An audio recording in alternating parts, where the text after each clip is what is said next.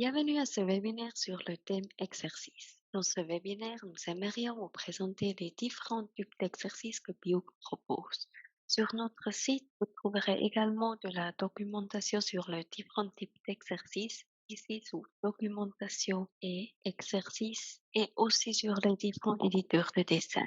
Jetez un coup d'œil ici. Nous faisons une différence entre les exercices intégrés dans le contenu et les exercices qui peuvent être trouvés dans la colonne des exercices séparés. Dans le cas des exercices intégrés, les exercices se trouvent directement dans le contenu, comme ici par exemple. Vous voyez, nous sommes ici dans la colonne du contenu et il y a des exercices qui sont intégrés directement au contenu. L'inconvénient des exercices intégrés est qu'ils ne peuvent pas être corrigés et qu'aucune solution ne peut être affichée. Il existe les types d'exercices intégrés suivants. Les champs de texte, comme ici. Par exemple, il existe des exercices avec des champs de texte qui peuvent être remplis directement dans le contenu. Si vous cliquez ici sur ce symbole en vert, vous pouvez formater le texte. Il existe aussi des cases à cocher. Alors, de simples exercices à cocher peuvent également être inclus directement dans le contenu lui-même.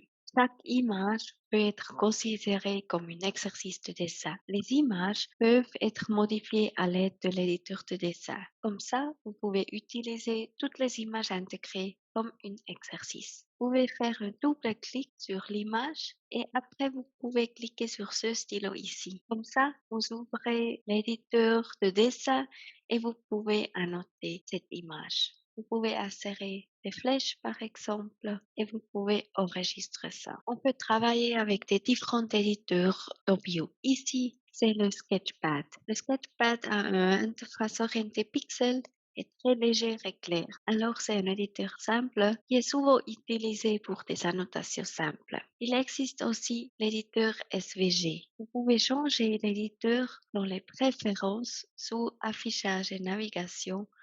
Vous pouvez choisir l'éditeur SVG par exemple qui est déjà intégré ou vous pouvez aussi utiliser un éditeur externe comme Inkscape. Pour utiliser un éditeur externe, vous devriez activer cet éditeur SVG application externe. Vous pouvez confirmer ça et après vous pouvez ouvrir l'image et la mode d'édition et ça c'est l'éditeur SVG. C'est un éditeur vectoriel qui est plus complet. À gauche, vous trouverez tous les outils et ici, vous avez toutes les options qui sont possibles avec cet éditeur. Et nous avons aussi des exercices qui sont dans la colonne des exercices séparés. Les exercices de la colonne des exercices séparés peuvent contenir des solutions et peuvent aussi être corrigés automatiquement.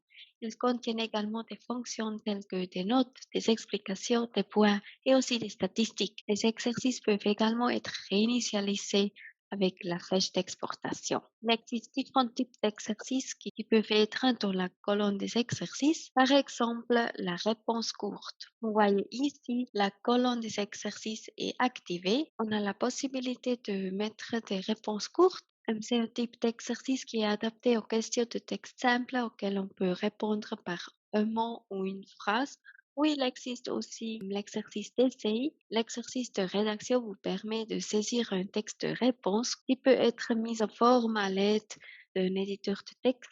Par exemple, le texte peut être mis en gras, en italique ou peut être souligné. Vous pouvez aussi insérer des liens et des tableaux et des listes. On a aussi des exercices de sélection, de choix. C'est un type d'exercice fréquemment utilisé. Les deux types de choix peuvent être facilement corrigés avec le mode de correction et les cases de réponse peuvent être disposées horizontalement ou verticalement. Par exemple, le choix multiple, on peut voir ici, les cases de réponse situées devant les questions sont carrées et vous permettent de sélectionner une ou plusieurs réponses. Il existe aussi un autre type, la choix unique. Dans ce type, une seule réponse peut être sélectionnée à la fois et il y a des boutons radiaux en face de texte au lieu de boutons carrés. Un autre type d'exercice, c'est le type d'affectation. Il existe deux types d'exercices d'affectation, comme nous pouvons les voir ici. Ces deux types sont résolus par la méthode du drag and drop.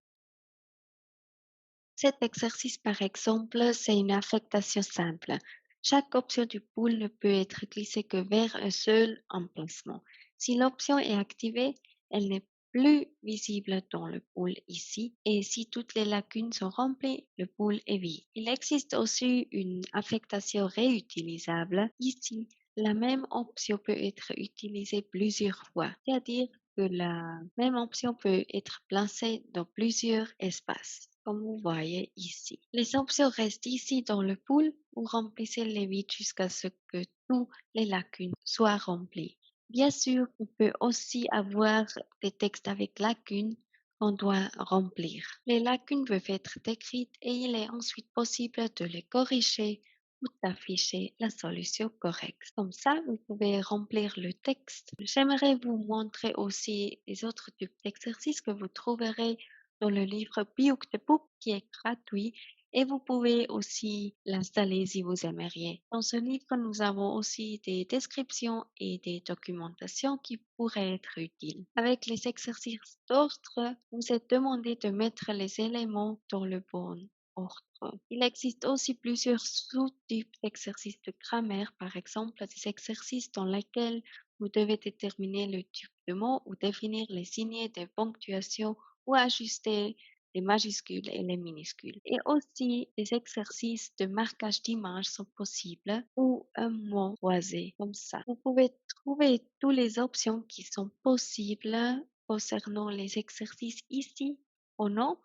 Vous pouvez afficher la solution ou corriger l'exercice. Vous pouvez aussi afficher la statistique. Comme ça, vous avez un résumé. Et il y a aussi dans quelques livres une explication supplémentaire de la solution que vous trouverez ici et qui vous donne des indices. Comme dans le contenu, les textes peuvent être marqués avec ce stylo ici et vous pouvez aussi insérer des notes aussi dans la colonne des exercices.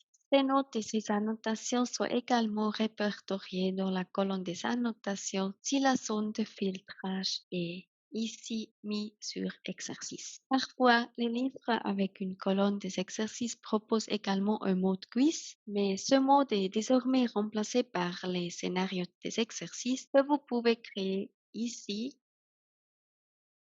Les scénarios des exercices sont automatiquement créés sur la base de divers critères que vous définissez ici, comme le degré de solution et l'exactitude et le degré de difficulté. Vous pouvez aussi choisir les livres que vous aimeriez utiliser et vous pouvez naviguer dedans et répéter des exercices, par exemple comme préparation pour une épreuve. Vous pouvez également trouver de la documentation sur les scénarios sur notre site web et il y a un webinaire et un vidéo tutoriel séparés à ce sujet. Nous vous souhaitons un succès continu dans votre apprentissage avec Bio.